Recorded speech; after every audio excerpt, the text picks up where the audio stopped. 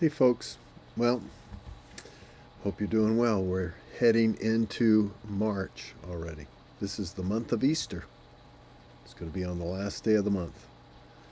Wow, a time where we celebrate the life that was entrusted to us through the resurrection of Christ. That very same Spirit lives in us now. Think about that. Wow. And we have the privilege in 2 Corinthians chapter 3 and verse 14 and on through 18 of just simply turning away from all of our preconceived notions, turning to Christ, and being changed into that very image. It's an amazing thing, strictly by faith.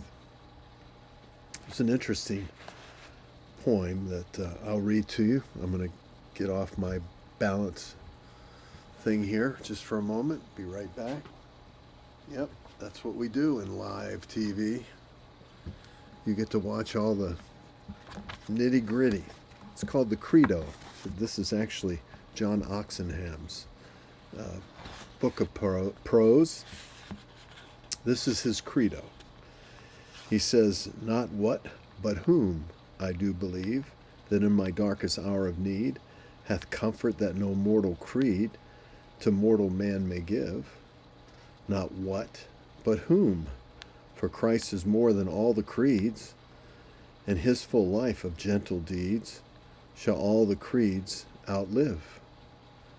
Not what I do believe, but whom, who walks beside me in the gloom, who shares the burden wearisome, who all the dim way doth illume, and bids me look beyond the tomb, the larger life to live. Not what I do believe, but whom. Not what, but whom." You know, we have the privilege in this month of reminiscing on the fact that that resurrection separated us from all of the excuses and reasons that we have for who we are and what we do. That we actually get to turn away from all of these things. And certainly in a month, in a period of time where there's so much contention in the world around us, and some of it rightfully so. Let's make sure it's not a what I believe, but whom. That it's Christ that's in me that speaks. That's Christ in me that shares and communicates. I think interesting comment that I read recently, that it's better to slip with the foot than it is with the tongue.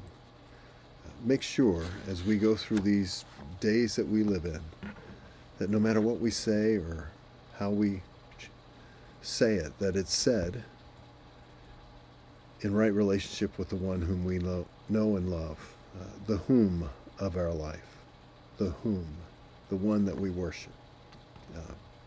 What a privilege it would be to win people, not because we proved all of the various elements of their argument wrong, but because we literally convinced them of the reality of the person that we've come to know, who is the author and the finisher of our faith, the creator of all things, the one that is the beginning and the end. What a privilege that would be. I hope that's what we do every time we get in the pulpit. I hope that's what we do in a Bible study or when we're sharing with another person, not trying to compel them to believe what we believe, but literally being motivated by the love of Christ that compels us to share that if one died for all are dead, meaning we're all in the same boat, and God has been merciful. And that same mercy is extended to all. And I guess you could say it from this viewpoint. There's only one right person in all of eternity, and that's Christ himself. We may identify with the one who is right and thereby receive his righteousness, but we in and of ourselves can never be. We're not eternal.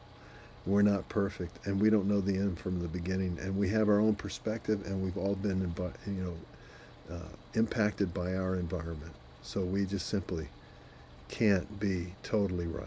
We can only be right with the one who is truth, who is the Word of God. Just think about that the next time you're having a discussion with someone whose lifestyle is so contradictory to anything that you know or anything that you would embrace.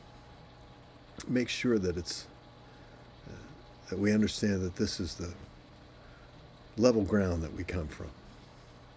And in so doing, let it be the person of Christ that speaks through you to them. Till next time, friends, God bless you.